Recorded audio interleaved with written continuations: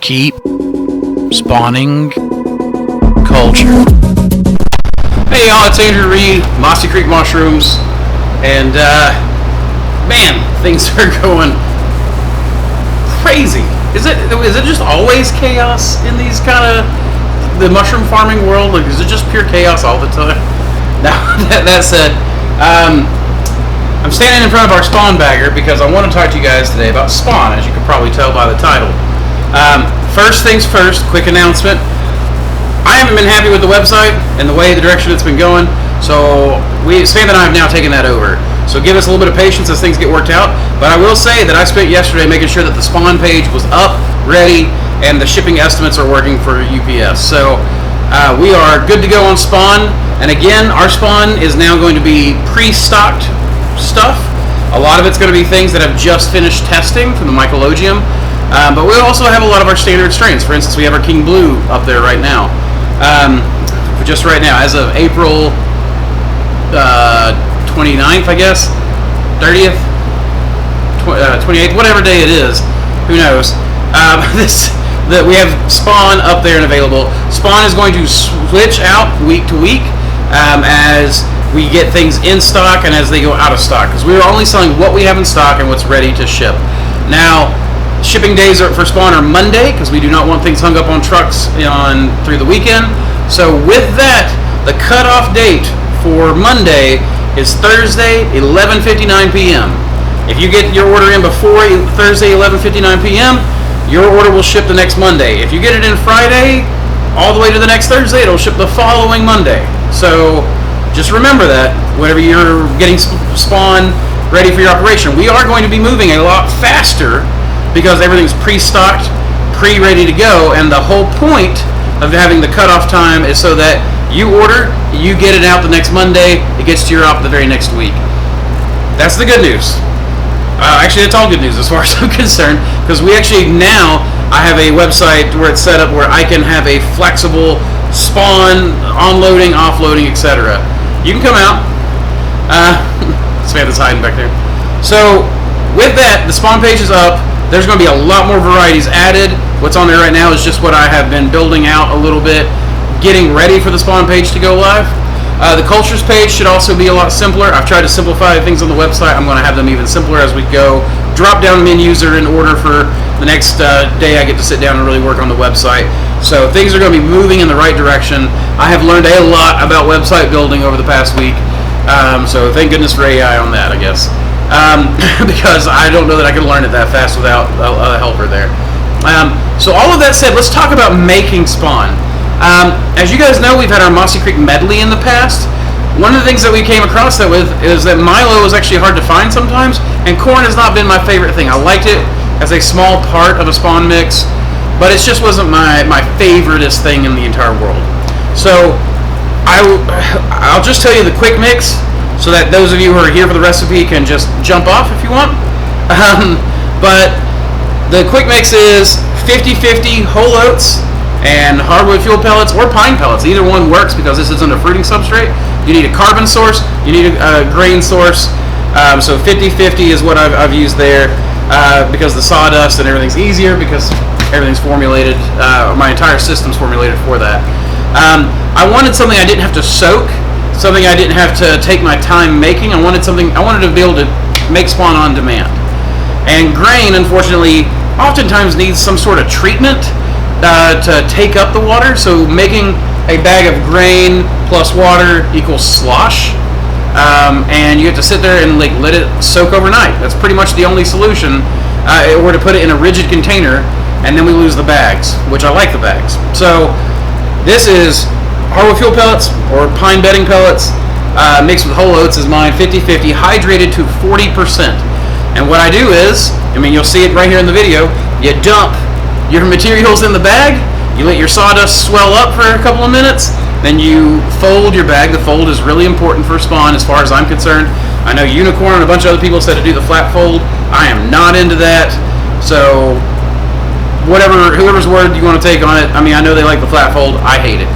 The fold where you actually sit there, take the time and fold the bag, helps to create a self-seal on cooldown, and that really helps. So keep things clean. And that's why I can autoclave in a warehouse, take it into my lab, unload it, and it's bam. Or using my spawn blanks. So, people are going to ask me, don't you have to hydrate the oats? What's really cool is steam force hydrates oats. So when you put it in your autoclave, when it gets to that steam point, your oats will swell up. Your oats will take on the water that they need. You're actually putting in a little bit more water than the sawdust needs, but the sawdust provides some structure. The oats then absorb all the water. Another reason I really like this mix, beyond being able to just make it on demand and cook it within the same hour, is that you can now have inoculation points that are tiny. Everyone likes millet and milo because of the small inoculation points. You cannot get smaller than sawdust. When I first started growing, sawdust spawn was far more common than it is now. I wondered why we got away from that. And I think it's because most people move to grain spawn for the nutrition value to add to straw bags and things like that. I don't think we really have to worry about that anymore, right? We have good sterilization practices that you can find on YouTube all over the place. So, with that, you don't have to have a self-selective spawn that goes into straw. So you'd have sawdust that would go into straw to have, so it'd grow in really fast, and our straw bags would grow in really fast. Or then you would have a nutritional sub that had to be sterilized, and really sawdust should be sterilized for spawn too, but the oats were far more likely to contaminate. Then you had that nutrition, that high amounts of protein that can go in your straw bags. I still like whole oats for all the same reasons I've always loved whole oats. I've used a lot of other grains. You could use any grain you want to make this. I mean, the important part is sawdust and then the grain. We have someone in my Discord who was doing the same experimentation I was when I first started this. He got to the name first. He dubbed it Super Spawn. I'm in agreement. It grows in a little slower, but when it goes into your fruiting blocks grow in way faster. This has been the mix. I've actually been waiting a long time to tell you guys about this to make sure that I was going to be stable on this. I have run it for months. The spawn we sell is this spawn. I 100% believe this is the best way to go. You have the tiniest inoculation points. You have the nutrition of the oats. So you have both things going in your favor when you spawned this to your fruiting substrate. Now, hold on. What's the next thing? So with this, I like it because I can use my 4-bagger to pump out spawn. This is why, guys, I'm back in the spawn game. This is why we're becoming a spawn company. We're still going to have all of our cultures and everything, but spawn is going to become my flagship product. Historically, something I've been bad at, something I am now excellent at. Part of this is because now I can systematize the whole thing. So we're using our Thor. So on this side we have our whole oats. This side we have sawdust. We have our Thor vacuums, which are a vacuum lift system. So I don't have to pull bags and haul them up here on my stand-up Thor. I have reservoirs down here.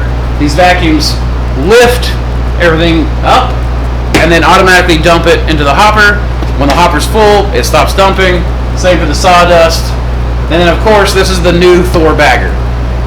Next week, I'm going to talk about our fruiting blocks and our fruiting block substrate. It's going to be very familiar after this video, but we're going to talk about our fruiting block substrate, and I'm going to show you the old style Thor conversion kit, which is the wooden Thor, but it has like the modern conversion to it for the timers and the paddles and the new depositor. So these are made by Man of War. It is Ben Erickson, if you remember. So these Thor baggers are not mine. Everyone always thinks they're mine. Ben Erickson is absolutely the brains behind that. I just prototyped. I had the need, and then I prototyped it for him. And I'm still prototyping him for it. Hey guys. So, just real quick, putting this in the middle so that way, you know, people who watch the end, people who watch the beginning but don't watch the middle of my videos, don't really do this. This is a reward to you guys for watching the whole video. This week we have a discount code, which means that it'll be finished roughly May 9th or so, I guess. Will be the end of this one. We're just going to call it, we'll just say Mossy 20 5 again, I guess. We'll do Mossy 25 for 2025, and that's a 15% discount, and it will stack with your thank you discount that you get with every order. And check those order guides. Nobody's hardly using those thank you codes. It's on your fold-out paper, right there in a little white sticker. We have a thank you code every time. It's like 15% off your next order. Make sure you guys use those, because those are good for a longer, like a whole quarter instead of a week. My videos are only live for about a week on the discount codes. So make sure you guys use those. We'll go back to the video now. The idea is that now we have these perfect little spawn bricks. We can mass produce them out of here. They get loaded up. You run your autoclaves, and you can use your autoclave tape wherever we put that on here. Your spawn goes in your autoclave, your pressure cooker, your whatever. You have the 150 liter autoclaves like we have from SH. You load these in, you sterilize them. I run for 3 hours in my big autoclave because I don't have to worry about it running out of water. So 3 hours at 124 PSI, or 124 Celsius, I mean. 124 Celsius, not PSI, Celsius, for the bags. I don't go that hot for other things, but for the fruiting blocks and the spawn, I go to 124 C, which is something like, what was it, 250 or close to 260, I think, Fahrenheit. And then I run it for 3 hours to make sure, because we put 28 of these bags in an autoclave at a time, and we have to make sure that the center gets up to temperature for at least an hour to kill everything. So I am on top of my spawn game in large part because of this mix. This mix has done really, really well for me. We've also figured out the shipping and how to keep everything on the website. So also how to pre-stock everything. So spawn game's on point. You can absolutely make these, order my spawn and spawn to spawn this. You can use this to go to fruiting blocks, etc., etc. It's the spawn is the easy, or sorry, this spawn is the easy way to go. I like the sawdust in part because it's helpful as a self-selective substrate, meaning that it's a high lignin material. So is the outer coat of whole oats. So, not saying it's going to protect you from mold, but it will help a lot with bacterial things. So if you're having bacterial problems, a lot of times switching to this spawn has actually helped me a little bit. You should still up your cook time. But again, if you guys don't even have to worry about spawn, you want an A plus B equals C business and C equals money, you can do spawn to your own, you can buy spawn to your fruiting blocks, sell the mushrooms, easy peasy, you can farm, you don't even have to worry about doing all of this. That's pretty much all I have today, guys. I'm going to film another one for the fruiting blocks, and I'm going to try to have that out next week. And then after that, we're going to do how we go about inoculating spawn and fruiting blocks, and then we'll work our way back to the grow room and go into how we're doing the grow. Another quick announcement that I'm kind of burying here at the end of the video is that we are actually probably going to be moving very, very soon. So, actually I've already given my notice, so I guess it's official. We are moving up to Knoxville. We're moving the warehouse, and personally we're moving up there. So be looking for some changes. We've got some build-out videos that will be coming in the nearest future. We'll be filming that over the summertime. Anyone who books mentorships at the end of the year will be at the new facility. Up until about that point, we'll be here, which I'm trying to get everything simplified. Everything I own is in this warehouse right now as I'm trying to go through everything.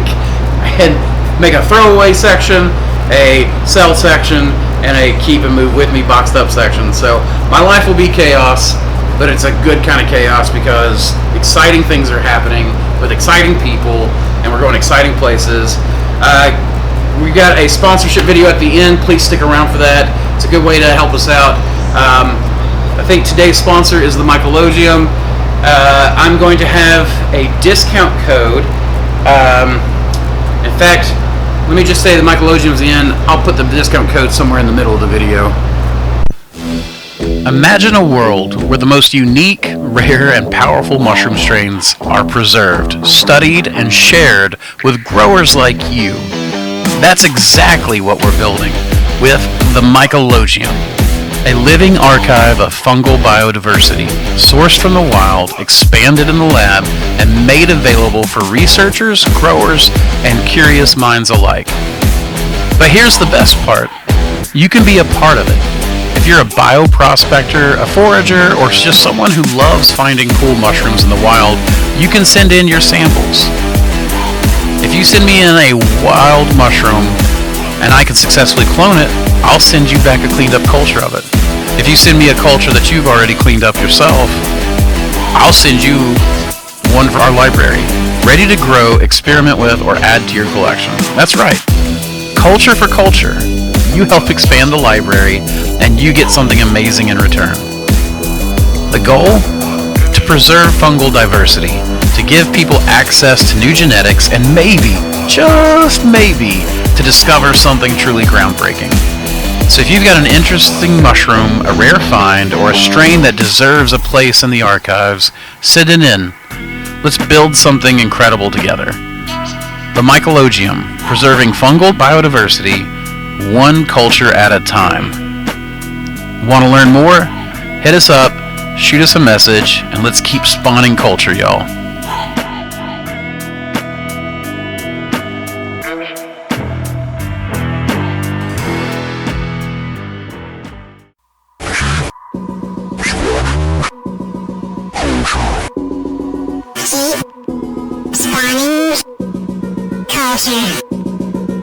Keep spawning culture.